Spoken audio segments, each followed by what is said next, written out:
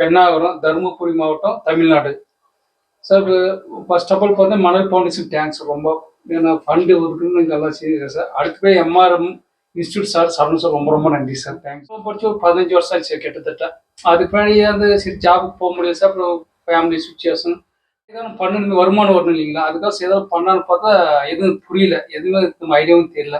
அப்புறம் சாரோட யூடியூப் எல்லாம் விஷயம் ரமேஷ் ஒரு சொன்னார் இது மாதிரி தான் சார் இதெல்லாம்ட்டு. அது பார்த்துட்டு தான் அப்புறம் சார் பார்த்து ஜாயின் பண்ணேன் சார். ரொம்ப ரொம்ப தேங்க்ஸ் சார். சாருக்கு இன்ஸ்டியூட் தேங்க்ஸ் சார். அதே மாதிரி பார்த்தீங்கன்னா கோர்ஸ் வந்து டெய்லி சூப்பராக எடுத்தார் சார். முடிஞ்சாலும் நீங்கள் வந்து இப்போ முடிஞ்சிருச்சுன்ற மாதிரிலாம் வேணாம், டெய்லி வாங்க, நீ எப்போ ஃப்ரீயாக இருக்குமோ வந்து எவ்வளோ வேணுமோ கற்றுக்கோங்க. இப்போ இந்த கோர்ஸ் முடிஞ்சிருச்சுன்னு மாதிரி நினைக்காதீங்க. எந்த டைம் ஃப்ரீயாக இருக்கோ, என்ன வேணுமோ, எந்த டவுட்டுமோ எந்த நேரம் வந்து நீங்கள் வந்து எப்போனாலும் உங்கள் இது மாதிரி இன்ஸ்டியூட் மாதிரி வந்து கற்றுக்கோங்கன்ற மாதிரி ரொம்ப ஹெல்ப் பண்ணார் சார். அது மாதிரி ரொம்ப ரொம்ப தேங்க்ஸ் சார். ஃபவுண்டேஷன் ரொம்ப தேங்க்ஸ் சார். ನನಗೆ ಅಷ್ಟು ಕಾನ್ಫಿಡೆನ್ಸ್ ಇರಲಿಲ್ಲ. ಸೊ ಹಾರ್ಡ್ವೇರ್ ಕೋರ್ಸ್ ನಾನು ಮಾಡಿದ್ದೆ ಹೊರಗಡೆ, ಅದೇ BSc ಇನ್ ಎಲೆಕ್ಟ್ರಾನಿಕ್ಸ್ ಹೊರಗಡೆ ಮಾಡ್ಬೇಕಂದ್ರೆ ಅದು ಕೆಟ್ಟೋದ್ರೆ ಮತ್ತೆ ತಿರ್ಗಿ ಅದನ್ನ ರಿಪೇರಿ ಮಾಡಿಸೋ ಐಡಿಯಾನು ನಮ್ಗಿರಲ್ಲ.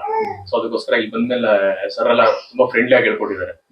ಏನೇ ಡೌಟ್ಸ್ ಇದ್ರು ಅದನ್ನ ಕ್ಲಿಯರ್ ಮಾಡ್ಕೊಳ್ಳೋದು ಹೇಳ್ಕೊಟ್ಟಿದ್ದಾರೆ. ನೆಕ್ಸ್ಟ್ ಅದ್ರ ಮೇಲೆ ಶಾಪ್ ಮಾಡೋಣ ಅಂತ ನಮ್ಗೆ ಅದಕ್ಕಿಂತ ಮುಂಚೆ ಒಂದು 2-3 ಮಂತ್ಸ್ ಸ್ವಲ್ಪ ವರ್ಕ್ ಮಾಡಿ ಆಮೇಲೆ ಶಾಪ್ ಹಾಕೋಣ ಅಂತ ಇದೀನಿ. ಗ್ರೇಟ್. ಸ್ಮಾಲ್ ಫೌಂಡೇಶನ್ ತುಂಬಾ ಥ್ಯಾಂಕ್ಸ್ ಸರ್.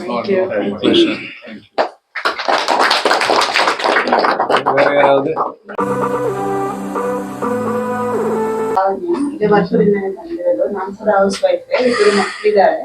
ಅಂದ್ರೆ ಇಷ್ಟು ದಿವಸ ಟೈಮ್ ಇರ್ಲಿಲ್ಲ, ಇಬ್ರು ಸ್ಕೂಲ್ಗೆ ಹೋಗೋದ್ರಿಂದ ಇವಾಗ ಟೈಮ್ ಸಿಕ್ಕಿದೆ. ಏನಾದ್ರು ಮಾಡ್ಬೇಕು ಅಂತ ಇರುವಾಗ ಏನ್ ಮಾಡ್ಬೇಕು ಅಂತ ಗೊತ್ತಿಲ್ಲ. ಈ ಸಿಕ್ಕಿರೋ ಟೈಮ್ ಅಲ್ಲಿ ಈ ಮನರ್ ಫೌಂಡೇಶನ್ ಸಪೋರ್ಟ್ ಇಂದಾನೆ ನಾವ್ ಇಲ್ಲಿ ಬಂದಿದ್ದು ಅಂತ ಅನ್ಸುತ್ತೆ. ಇಲ್ಲಾಂದ್ರೆ ಮೋಸ್ಟ್ಲಿ ಬರ್ತಾ ಇರ್ಲಿಲ್ಲ ಅಂತ ಅನ್ಸುತ್ತೆ. ತುಂಬಾ ಥ್ಯಾಂಕ್ಸ್ ಸರ್. ಅದಕ್ಕೆ ಪ್ರಕಾಶ್ ಸರ್ ತುಂಬಾ ಚೆನ್ನಾಗಿ ಹೇಳ್ಕೊಟ್ಟಿದ್ದಾರೆ. ಇಲ್ಲಿ ಇದ್ರ ಬಗ್ಗೆ ಏನು ಗೊತ್ತೇ ಇರ್ಲಿಲ್ಲ ನಮ್ಗೆ.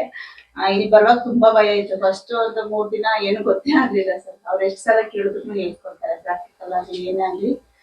ಮೋಸ್ಟ್ಲಿ ಅವ್ರ ಸಪೋರ್ಟ್ ಇಂದ ನಾನು ಸ್ವಲ್ಪ ಜಾಸ್ತಿನೇ ಧೈರ್ಯ ಇದೆ ಅಂತ ಅನ್ಕೊಳ್ತೀನಿ ನಾನು. ತುಂಬಾ ಥ್ಯಾಂಕ್ಸ್.